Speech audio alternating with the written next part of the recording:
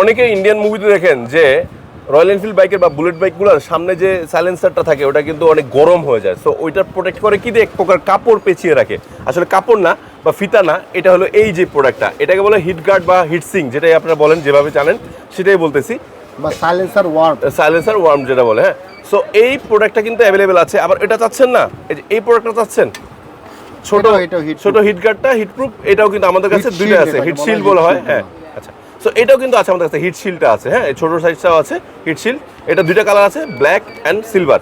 আবার একটু বড়, আবার আরেকটু ডিফারেন্ট চাচ্ছেন, এটাও আছে।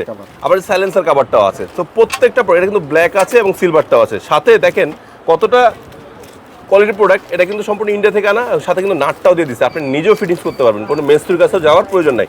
সো রয়্যাল এনফিল্ডের যে কোনো পার্টস লাগবে, যে কোনো অ্যাক্সেসরিজ লাগবে, আপনারা কিন্তু চলে আসতে পারেন মিরপুর মোটরসে। এটা ঠিকানা বলেছি মিরপুর 10 নম্বর মেডিকেল হসপিটাল ঠিক পিছনের গলিতে, জিন্নাত মানুষের নিচতলায় মিরপুর মোটরস।